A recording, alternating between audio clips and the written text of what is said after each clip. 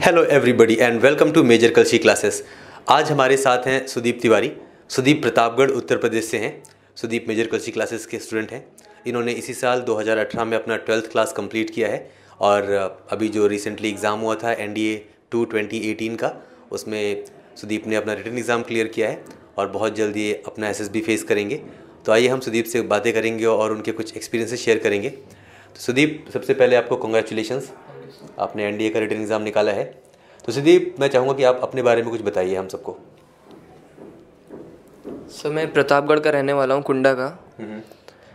और सर, ये मैं बताना चाहूँगा कि सर ये जो मतलब NDA है सर, इसको मैंने मतलब क्यों चूज़ किया। राइट, ओके सर, तो पहली बात तो ये कि मतलब शुरू से बचपन से ही एक मतलब वो था कि मतलब कुछ एडवेंचर चाहिए लाइफ में, बोरिंग सी लाइफ नहीं जीनी है, कुछ अलग करना है, देश की सेवा करना है। सर, अपने अंदर पहले से ही पैट्रियोटिज्म था। और सर, हमारे जो फादर हैं सर, वो भी मतलब पुलिस में हैं। ओके। तो सर, उनको भी देखते हुए मैंने सीखा है, उनसे बहुत कुछ सीखा है। सर, वो भी मतलब देशभक्ति की बातें करते थे सर, तो उससे मुझे मतलब काफ़ी सीख मिली है, इसीलिए मैंने ये फील्ड चूज़ किया है। राइट। और सर, मैं मतलब कि जैसे हमारे यहाँ के मतलब जो कोचिंग है MKC मेजर कलशी क्लासेस, यहाँ के जो हेड हैं सौरभ सर, सर आप उन्हें अगर देखें एज अ पर्सन या as a teacher, as a mentor या फिर एज अ मोटिवेटर, सर वो हर चीज़ में परफेक्ट हैं। सर हर चीज़ में अपना मतलब परफेक्ट देना जानते हैं सर। तो वैसे ही मैं भी चाहता हूँ कि मैंने जो फील्ड चूज़ किया है मैं उसमें आगे जाऊँ और देश की सेवा करूँ। Right, thank you sir. तो सुदीप, आप यहीं इलाहाबाद में रहते हैं? Yes sir, Allahabad. आपकी स्कूलिंग भी इलाहाबाद से हुई है, राइट? यस। राइट। वैसे सुदीप ने एक काफ़ी अच्छी बात सौरभ सर के बारे में कही कि वो जो भी करते हैं उसमें परफेक्ट रहते हैं और काफ़ी एनर्जेटिक और काफ़ी इंटरेस्टिंग पर्सनैलिटी है सौरभ सर की। काफ़ी नॉलेजेबल है, उनका नॉलेज काफ़ी डीप है हर फील्ड में और जो भी करते हैं अच्छा करते हैं। He keeps motivating all of us हर समय, चाहे स्टूडेंट्स हो चाहे हम सबको काफ़ी मोटिवेट करते हैं और हमें आगे बढ़ने के लिए प्रेरणा देते रहते हैं। तो सुदीप, हम आपके NDA एग्ज़ाम की बात करते हैं।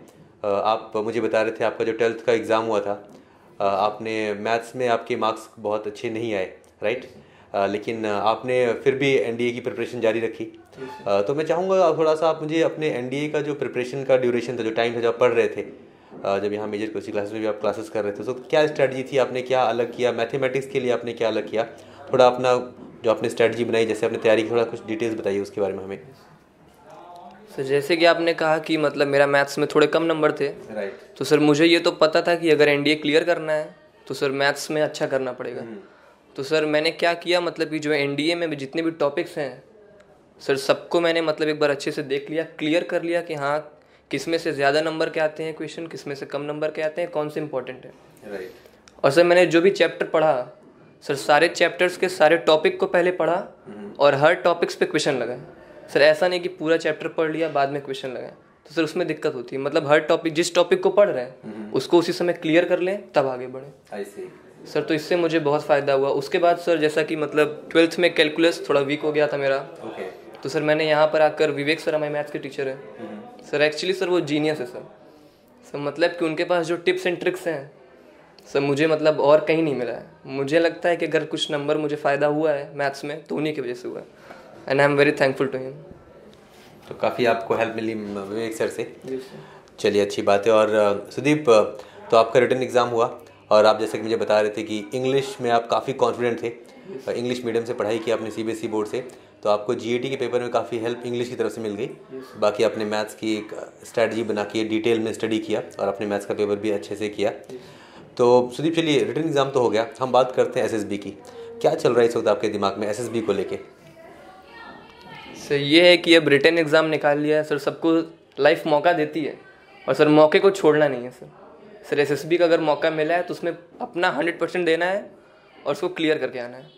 और सर SSB के लिए सर प्रिपरेशन की अगर बात करें तो सर मतलब जैसे 5 डेज़ का पूरा प्रोसीजर होता है, तो सर हर डे के हर स्टेप्स को अच्छे से समझ लेना है। मतलब कि पहले दिन फर्स्ट डे जो होता है, अगर हमारा PPDT होता है तो उसमें क्या क्या कराते हैं, कैसे कराते हैं और उन्हें क्या चाहिए ऑफिसर्स को, हमारे अंदर की क्वालिटीज़ क्या उन्हें दिखाना है, वो उसके लिए अलग से तैयारी करना है। राइट। जैसे कि सर ऑफिसर्स, हम लोग जाते हैं वहाँ पे, तो जो ऑफिसर्स होते हैं वो हमें ग्रुप टास्क देते हैं। तो सर वो ये चेक करना चाहते हैं कि बच्चे के अंदर जो OLQs हैं, मतलब ऑफिसर लाइक क्वालिटीज़, जो 15-16 क्वालिटीज़ होती हैं, वो है कि नहीं सर। उनके हर टास्क देने में एक रीज़न रहता है, बच्चे की ये क्वालिटी चेक करना। तो सर जब उन्होंने हमें कोई टास्क दिया है तो सर उसमें मतलब अपनी वो क्वालिटी उनको शो करना है कि I have it in me. Right, very good, very true.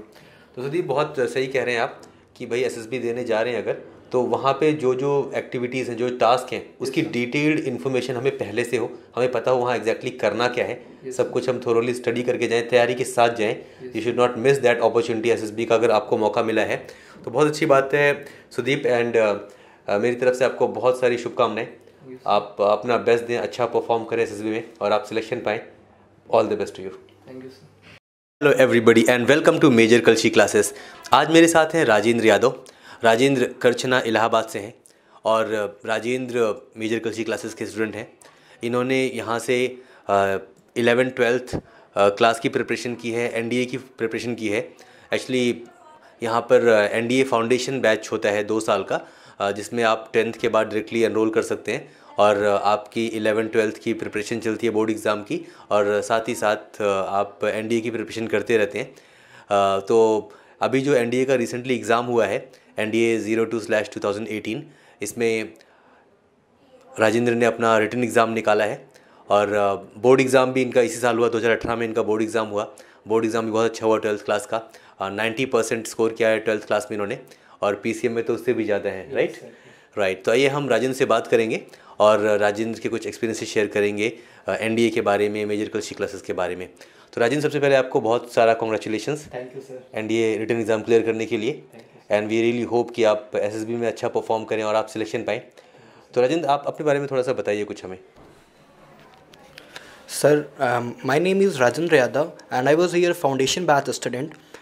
First of all, I would like to say कि first of all like to thanks Mother Kalsi classes for his constant effort, for his constant inspiration. यहाँ पर जो sir थे sir जो academy director Saurabh sir है, उन्होंने काफ़ी inspire किया मुझे, वहाँ मुझे काफ़ी मोटिवेट करते थे हमेशा। तो और यहाँ पे जो फैकल्टी मेंबर्स हैं, तो उन्होंने भी मुझे काफ़ी इंस्पायर किया। मुझे जो भी डाउट्स होते थे वो सारे क्लियर करते थे।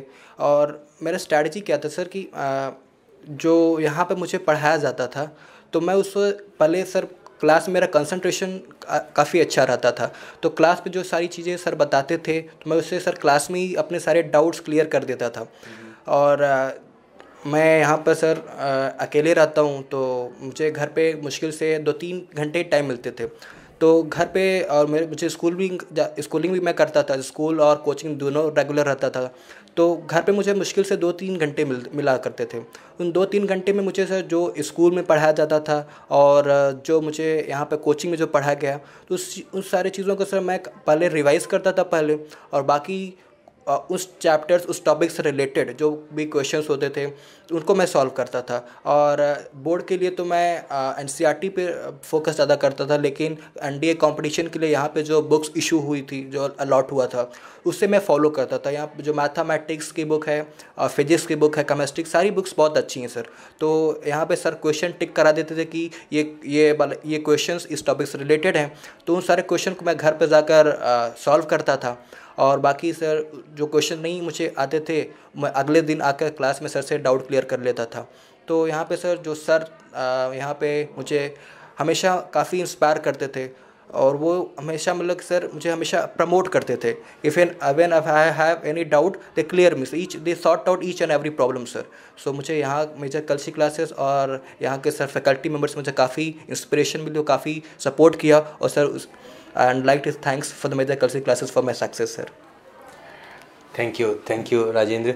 तो राजेंद्र, आई कैन अंडरस्टैंड, आपको स्कूल भी जाना होता था और शाम के टाइम यहाँ कोचिंग में आते थे आप, प्रिपरेशन आपकी चल रही थी, साथ ही साथ बोर्ड एग्ज़ाम की और एनडीए एग्ज़ाम की भी, तो काफ़ी हेक्टिक शेड्यूल रहता रहा होगा आपका। बहुत बिजी शेड्यूल रहता था। तो एनडीए एग्ज़ाम तो आपके दिमाग में कहीं ना कहीं रहा होगा, बोर्ड एग्ज़ाम से ज़्यादा प्रेफरेंस एनडीए एग्ज़ाम की रही होगी। तो क्या स्ट्रैटेजी थी जब आप पढ़ाई कर रहे थे, जब यहाँ क्लासेस अटेंड करते थे, 11th में थे, 12th में थे, तो एनडीए एग्ज़ाम को लेके आप कुछ स्पेशल कर रहे थे, कोई अलग से स्ट्रैटेजी बना रखी थी आपने, कोई टाइम टेबल कुछ बना के रखा था आपने एनडीए के लिए?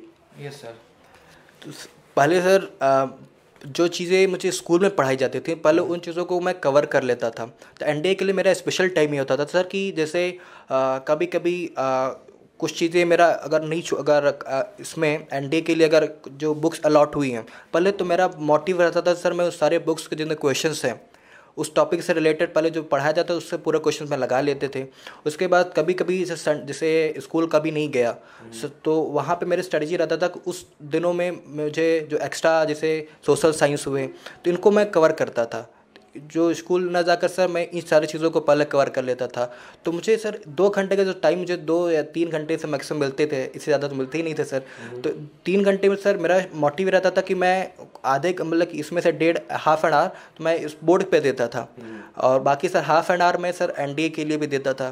तो एनडीए में सर जो एक्स्ट्रा सिलेबस हैं जैसे इंग्लिश हो गया और सोशल साइंस हो गया, इसमें हिस्ट्री जोग्राफी, तो इन सारी चीज़ों को मैं कवर कर लेता था उसमें। और यहाँ से सर जो करंट अफेयर्स की क्लासेस के लिए तो यहाँ पे शेड्यूल लगता ही रहता था सर। संडे को भी यहाँ पे जो शेड्यूल की टाइमिंग रहती थी तो मैं वहाँ पे आकर सर कवर कर लेता था। तो काफ़ी हद तक सर मुझे यहीं से था जो मटेरियल मुझे प्रोवाइड किए जाते थे एक्स्ट्रा क्लासेस के जो सिनेरियो रहते थे, जिससे वहाँ पे स्टेडियम मुझे रिपोर्ट करना होता था, वहाँ से डायरेक्ट यहाँ पर करंट अफेयर क्लासेस करनी होती थी। तो मैं जो भी क्लासेस यहाँ से सर जो अलॉट होते थे मैं उससे क्लासेस को कभी क्या कहते मिस नहीं करता था सर। मैं हमेशा रेगुलर रहा और मेरे 100% अटेंडेंस भी रहा। तो इस कारण से मुझे काफ़ी सपोर्ट मिली कि मैं रेगुलर होने की वजह से सर सारी चीज़ों को मैं काफ़ी अच्छी तरीके से सीख लेता था। तो ये सर तो आपकी मतलब बेसिक स्ट्रेटजी थी कि आप स्कूल में जो पढ़ रहे हैं वो तो रिवाइज करें ही करें, अप टू डेट रहें आप उसके साथ, लेकिन साथ ही साथ आप कोचिंग में बिल्कुल रेगुलर थे। यू मेड श्योर कि कभी एब्सेंट ना हो, यहाँ पे रेगुलरली आए आप। 100% अपनी अटेंडेंस थी यहाँ पे आपकी, और यहाँ भी जो पढ़ते आप उसको रिवीजन टाइम से करते थे। और आपने जो जीएटी के पेपर हैं, क्योंकि आप साइंस स्ट्रीम से हैं तो आपको ने जीएटी पे अलग से टाइम दिया, अलग से ध्यान दिया। संडे से उस चीज़ों को कवर कर लेता था। राइट। तो राजेंद्र, मैं आपसे पूछना चाहूँगा कि जो एनडीए का एग्ज़ाम हुआ अभी आपका, इसमें आपको सबसे ज़्यादा चैलेंजिंग क्या लगा?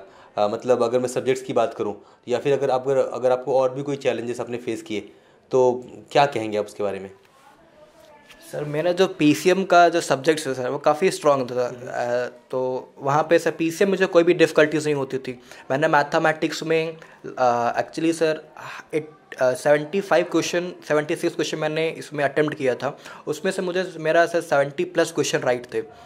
हाँ सर, इसमें मैथमेटिक्स पोर्शन में काफ़ी मैंने अच्छा किया था।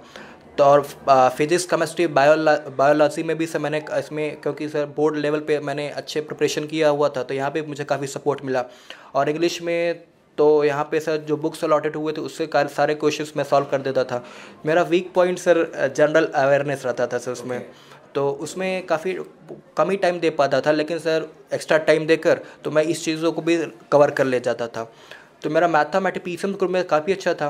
इसी सोशल साइंस में एक्स्ट्रा टाइम में संडे को अगर खाली स्कूल नहीं गया जिस दिन, उस टाइम सर ये सोशल साइंस के जितने की प्रिपरेशन कर लेता था। इससे सर मुझे काफ़ी सपोर्ट मिली है।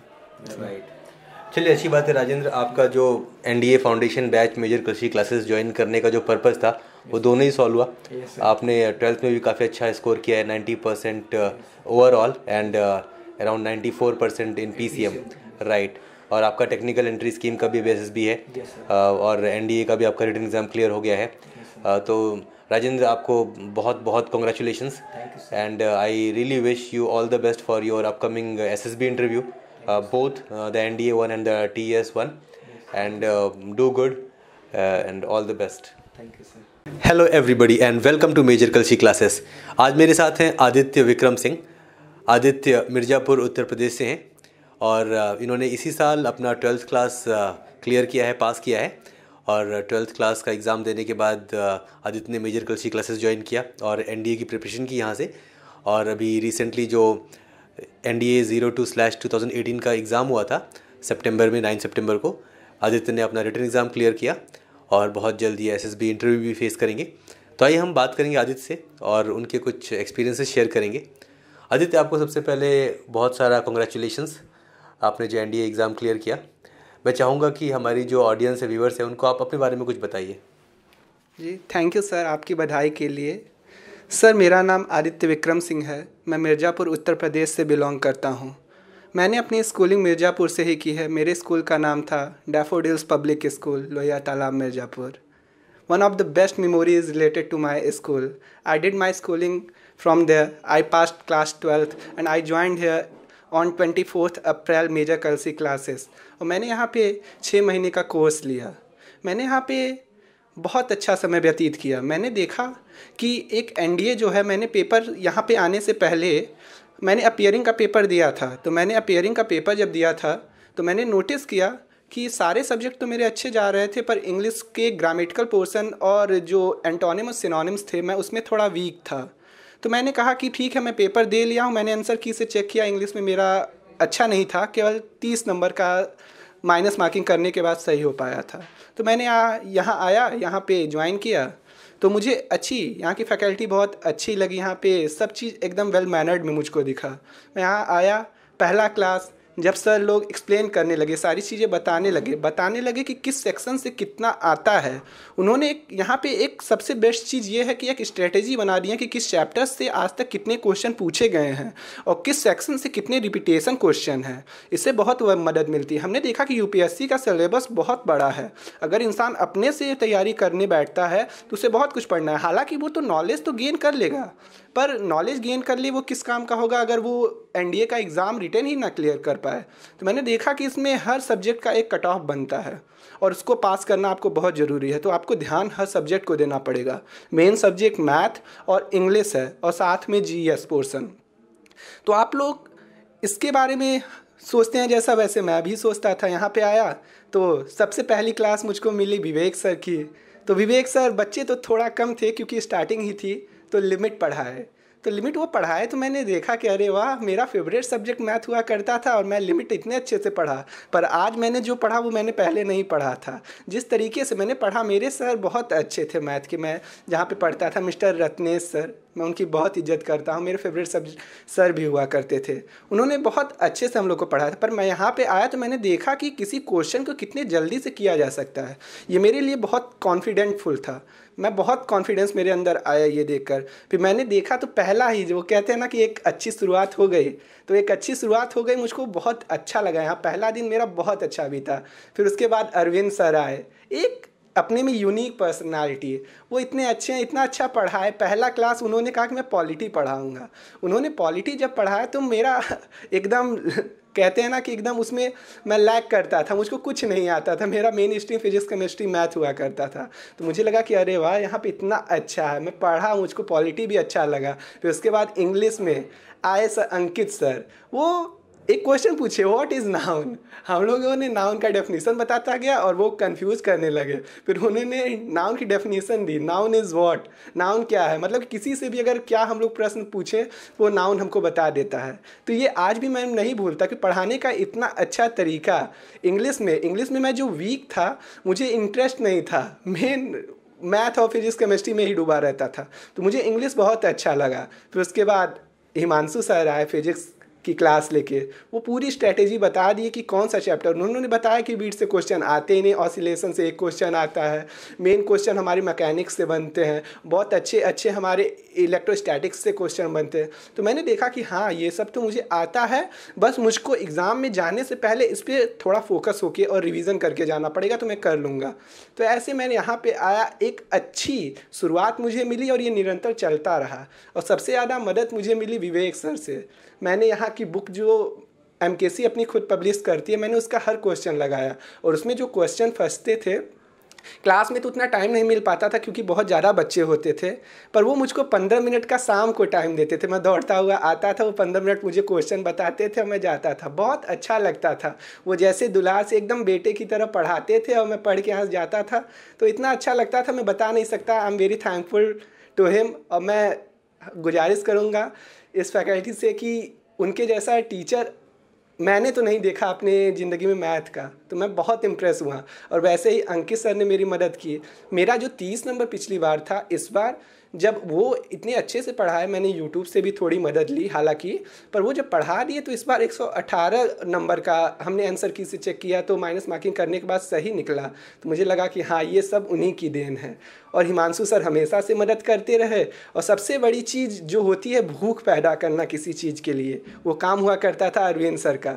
वो आते थे तो उनका ये नहीं रहता था कि बच्चा पढ़ ले, उनका ये रहता था कि बच्चे के अंदर भूख हो, वो सीखे और उसमें वो डूबे, उसको अच्छा लगे। मेन चीज़ ये नहीं है कि हम किसी चीज़ को पा के खुश हों, हम किसी चीज़ को करते हुए ही खुश रहें। ये उन्होंने हमको सिखाया। हमको बहुत अच्छा लगा सर यहाँ की फैकल्टी से। तो आप सबने देखा होगा आदित्य कितने एक्साइटेड थे जब वो बात कर रहे थे टीचर्स के बारे में। आदित्य काफ़ी पॉजिटिव है, मैं भी थोड़ी देर से इनसे बात कर रहा हूँ और मैंने फील किया कि he is very positive and जो भी करते हैं बहुत इंटरेस्ट लेके करते हैं। ये मुझसे पहले बता रहे थे टीचर्स के बारे में और मतलब एक्चुअली ये बहुत इम्प्रेस्ड है यहाँ की फैकल्टी से, टीचर्स से। और इन्होंने कहा मैं सर इंटरव्यू बेशक मेरा लंबा हो जाए लेकिन मुझे सबको थैंक यू बोलना है, सबके बारे में बात करनी है। विवेक सर मैथमेटिक्स के टीचर हैं यहाँ पे, काफ़ी पुराने टीचर हैं, काफ़ी बेहतरीन टीचर हैं। कई बच्चे तारीफ़ करते विवेक सर की। अंकित सर इंग्लिश की फैकल्टी के मेंबर हैं, हिमांशु सर फिजिक्स पढ़ाते हैं, अरविंद सर हिस्ट्री पॉलिटी के टीचर हैं और आदित्य सबके बहुत बड़े फ़ैन हैं।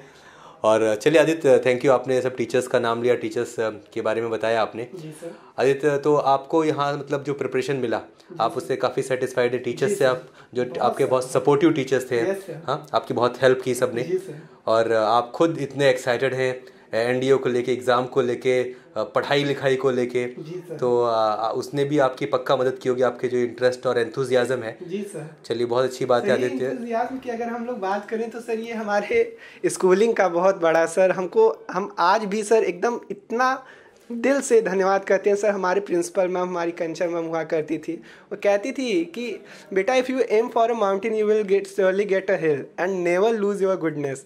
It was the biggest thing for me. ऐसे ही जो अच्छे अच्छे टीचर मिलते गए। हमारे केमिस्ट्री के सर कहते थे एक ही साधे सब सदैव, सब साधे सब जाए। वो कहते थे कि एक के चक्कर में पहले पढ़ो, जो कमज़ोर हो उसे ख़त्म करके आगे बढ़ो, क्योंकि अगर कमज़ोर को छोड़ोगे बात के लिए वही तुमको लूज़ करा देगा। तो सर ये बहुत अच्छी बात हुआ करती थी सर। मैं ज़रूर नाम लेना चाहूँगा अपने Vikram sir, Ratnesh sir, SK Singh sir. और सबसे बड़ा सर संस्कार होता है जो हमारे हिंदी के सर अवस्थी सर दिया करते थे, बहुत अच्छा लगता था सर। तो आदित्य, आपने अपने आंसर्स मैच किए होंगे आंसर की से। जी सर। टैली के आपने कितने मार्क्स आपके बन रहे हैं टोटल?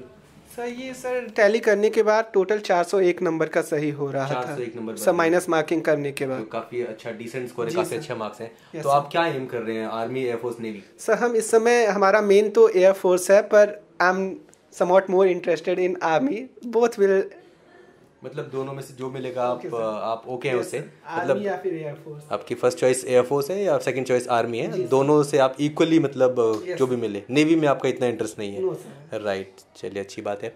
तो आदित्य, अगर मैं पूछूं आपसे कि जो बच्चे भी तैयारी कर रहे हैं, एनडीए का एग्ज़ाम जो होगा अप्रैल में, नेक्स्ट एग्ज़ाम, उन बच्चों को आप क्या सजेशन देना चाहेंगे?